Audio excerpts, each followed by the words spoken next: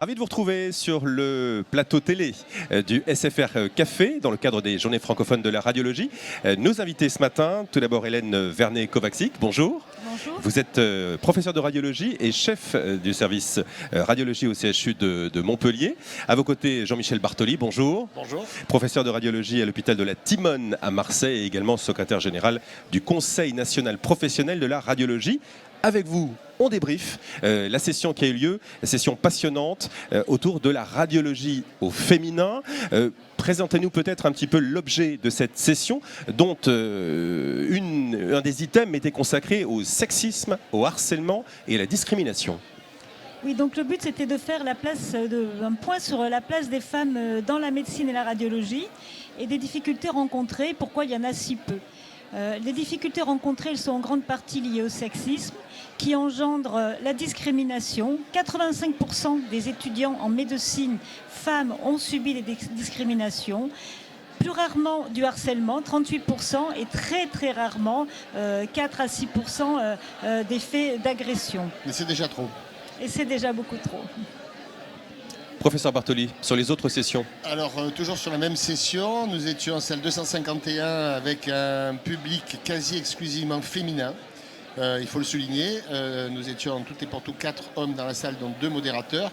Et donc cette prise de conscience des difficultés rencontrées par les femmes dans notre spécialité nous montre bien à travers cette session qu'il faut absolument que les années prochaines, les JFR s'attellent à rendre quasiment obligatoire la réalisation d'une session de ce type ouverte uniquement aux radiologues hommes. La suite de cette session a été basée sur un topo d'Elisabeth Gormand, qui est une collègue radiologue, qui est présidente du Conseil de l'Ordre dans le département du Rhône et qui est surtout au Conseil national de l'Ordre des médecins et qui a fait une présentation chiffrée sur les évolutions entre hommes et femmes dans la médecine en France et plus spécialement évidemment sur la radiologie, avec des évolutions qui sont nettes et remarquées, qui sont une augmentation de la féminisation de la profession, de toutes les professions et en particulier en médecine, mais de façon assez surprenante, une évolution et un taux de féminisation de notre profession qui est nettement inférieur depuis 10 ans à celui qui est observé dans les spécialités chirurgicales, et ça donne à réfléchir. Revenons peut-être aussi sur l'enquête qui a été réalisée en juin 2023 auprès des internes en radiologie, hommes et femmes, c'est important. Quels sont les enseignements majeurs de cette enquête ? Alors d'abord que ce qui décide les étudiants pour choisir la radiologie, ce n'est pas du tout la rémunération, c'est en grande partie l'intérêt du métier et d'une sous-spécialité, la rencontre avec une personne et avec une spécialité. Également la qualité de la vie apparaît au premier plan aussi, et les gens veulent choisir leurs horaires de travail, leur façon de travailler. Et une des limites pour les femmes un petit peu, c'est le fait que c'est difficile d'adapter une spécialité avec des urgences, des gardes, avec une vie familiale. Vous avez été surpris, Jean-Michel Bartoli, des enseignements de cette enquête ? Surpris, non. Je m'attendais à ce type de résultat vis-à-vis de cette enquête, mais c'est important qu'une fois pour toutes ce soit écrit, que ce soit défini et que grâce à ça, on essaie de faire en sorte que dans les années futures, on soit capable d'améliorer les chiffres dont je peux dire, non pas qu'ils étaient dramatiques, mais presque, sur la perception d'un certain nombre de situations par nos collègues femmes radiologues.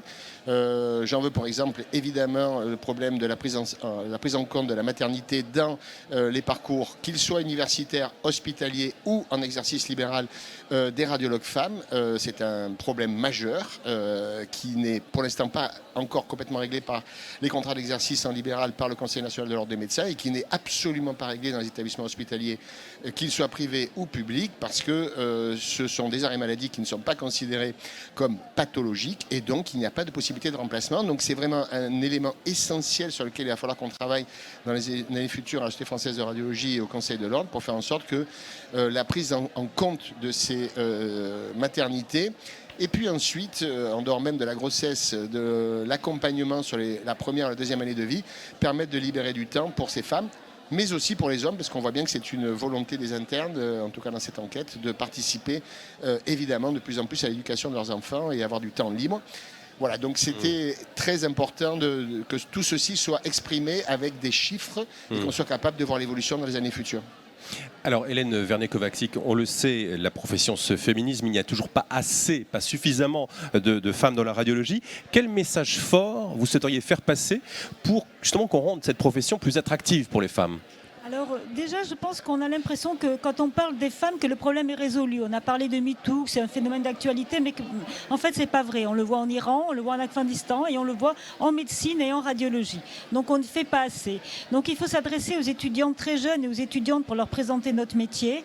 Il faut démystifier un petit peu l'aspect médico-technique. On peut avoir de la radiologie, de salles noires, des trucs avec plein de boutons. Maintenant, tout le monde se sait à se servir d'un smartphone et les femmes sont aussi compétentes que les hommes pour ça, pour aller sur Instagram. Et c'est un métier réellement de femme, avec beaucoup d'ouverture sur le monde et toutes les pathologies.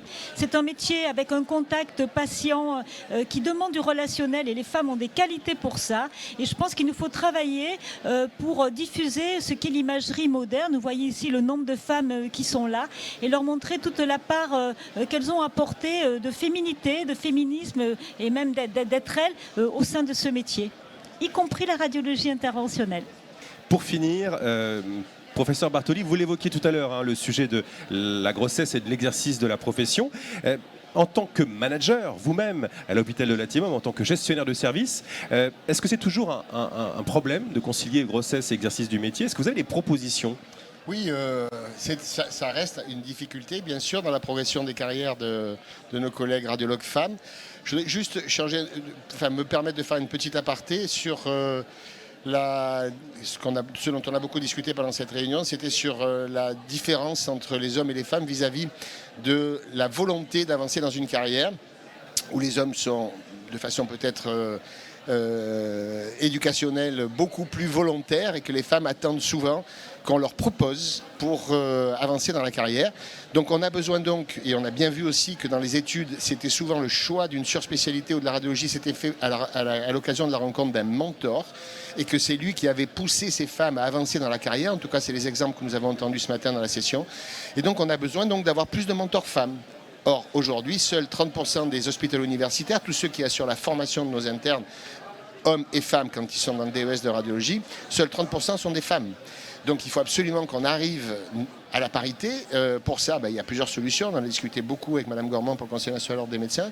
C'est est-ce qu'on l'oblige, comme dans, par exemple, les élections au Conseil national de l'ordre des médecins, où maintenant 50% des conseillers sont des femmes et 50% des hommes. C'est une obligation.